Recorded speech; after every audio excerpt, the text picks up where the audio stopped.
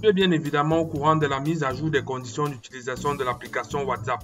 Certaines personnes estiment que les informations personnelles des utilisateurs seront désormais partagées avec Facebook. La plupart des utilisateurs ne semblent pas d'accord avec ces conditions, estimant que leur vie privée serait violée. Ces derniers émettent donc le souhait de quitter définitivement cette application. Si tu fais partie de cela, alors cette vidéo est pour toi. Je vais attirer ton attention sur 5 points précis. Il ne s'agit pas de te convaincre de rester ou pas sur WhatsApp, mais plutôt de t'amener à t'assurer que tu prennes la décision en te basant sur les bonnes raisons. Je t'invite à écouter avec attention le 4e et le 5e point qui seront présentés dans cette vidéo.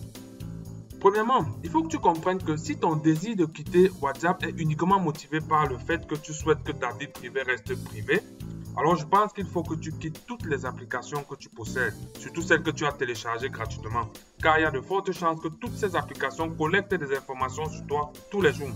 J'irai même plus loin, je te conseillerais d'arrêter d'utiliser un smartphone, car il y a des applications notamment de reconnaissance vocale qui enregistrent tout ce que tu dis au quotidien. Deuxièmement, si tu quittes WhatsApp, j'aimerais que tu t'interroges sur le nom de l'application que tu comptes utiliser en remplacement de WhatsApp. En fait, je veux que tu t'assures que les raisons qui te font quitter WhatsApp sont totalement absentes chez l'application de substitution que tu vas utiliser. En d'autres termes, si tu comptes désormais utiliser l'application Telegram par exemple, alors je pense que tu dois commencer par rechercher et prendre connaissance des conditions d'utilisation de Telegram et t'assurer que ces conditions ne violent pas ta vie privée. Autrement, tu ne résoudras aucun problème en quittant WhatsApp. Troisièmement, avant de quitter WhatsApp, assure-toi de convaincre tous tes contacts les plus importants de faire pareil et d'aller vers la même application de substitution que celle que tu as choisie. Car ta nouvelle application ne te servira à rien si tous ceux avec qui tu communiques d'habitude n'y sont pas. Quatrièmement, au fait, qu'est-ce qui va t'arriver si tu restes sur WhatsApp? Qu'est-ce qui va t'arriver si WhatsApp partage tes données à Facebook? Ça va changer quoi pour toi au fond? Tu as toujours utilisé WhatsApp gratuitement pour discuter avec tes amis, ta famille, tes proches, partager tes statuts et autres. WhatsApp t'a rendu un très grand service et tu n'as jamais payé pour cela. Du coup, je me demande pourquoi est-ce que tu n'es pas reconnaissant.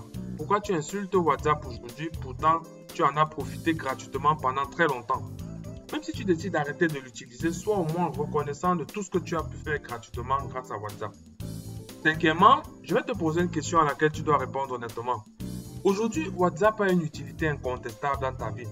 Repense à l'époque où tu galérais pour communiquer avec ta famille et tes proches. À l'époque où tu dépensais de l'argent chaque fois que tu voulais appeler ou envoyer un SMS à quelqu'un. Si à cette époque-là, WhatsApp venait te voir et te proposait d'utiliser sa plateforme pour communiquer gratuitement avec qui tu veux et te demandait en échange l'autorisation de partager tes données à d'autres personnes, allais-tu refuser ou accepter? Moi, je suis convaincu que tu allais accepter, tu allais dire oui. Tu allais même dire, prenez mes données, partagez-les à qui vous voulez. Je n'ai rien à cacher. Tu aurais répondu de cette manière parce que tu aurais porté ton attention sur ce que toi tu gagnes.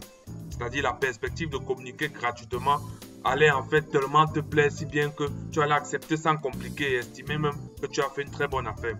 Aujourd'hui, malheureusement, on ne raisonne plus de la même façon. Malheureusement, aujourd'hui, on a plutôt tendance à se préoccuper de ce que l'autre en face de nous gagne, au détriment de ce que nous-mêmes on gagne.